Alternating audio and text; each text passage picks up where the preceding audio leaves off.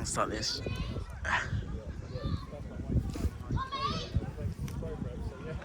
With the season officially over, what's your thoughts about how it went as a player and as a team? Well, I'll be honest, it was tough. Like a lot of the lads say they were committed, but some weeks, like players coming in and out of the squad, it's tough. But I think we had like a good 6-7 players out there every week, and they helped a lot. But it's still hard. Guys injured, playing on it. But it's a hard year, hard season. Next year, can't wait.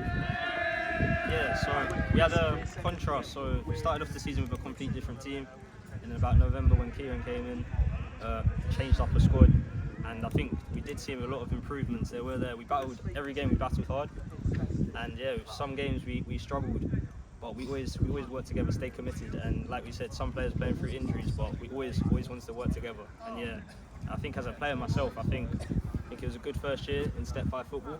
I think I learned a lot as well, and I think a lot of the lads, we're all young, we're a young team, and we're learning and improving game by game. So yeah, hopefully next season we can continue and get back to where we want to be. Same as these boys really. We got a young and inexperienced team. Battled hard, dug in, got some good results, but unfortunately just wasn't really enough in the end. Just positive for next season.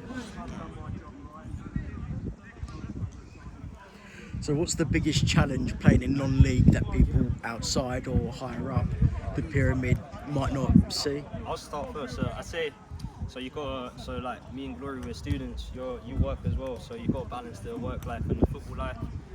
About 2-3 games a week as well in training. So and we don't get the recovery as the other professional athletes get. So it's hard, and the load's a lot.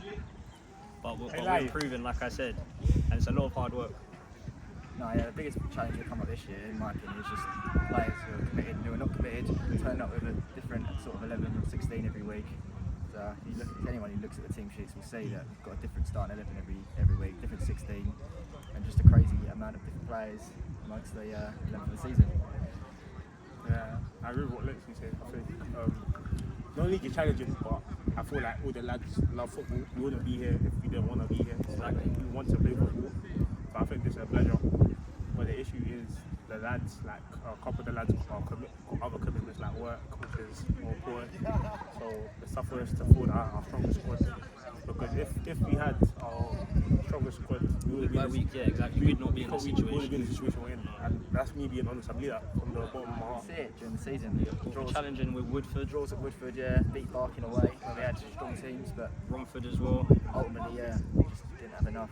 So ultimately, I believe the lads let us down. But Let the fans down. Yeah, But playing in non-league is a pleasure. I wouldn't do it if I didn't want to do it.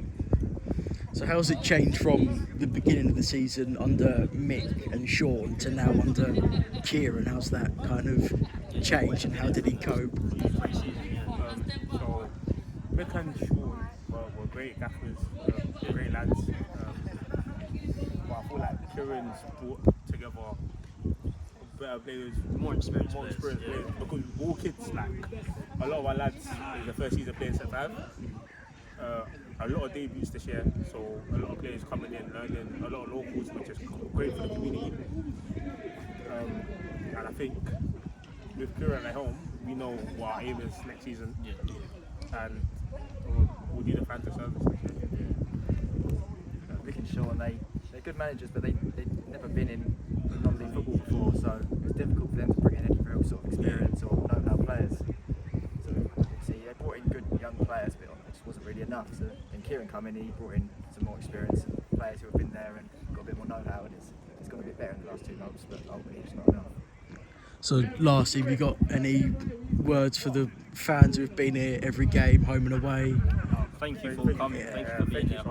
Massive support, especially on Tuesday night. We wouldn't be able to get the results without you, the results we got. So yeah, thank you very much, and we'll try and do justice next season. Yeah, we'll work our hardest. Every game we work our hardest, and thank you for sticking by us. Alright, thanks. Cheers, thank you. Alright.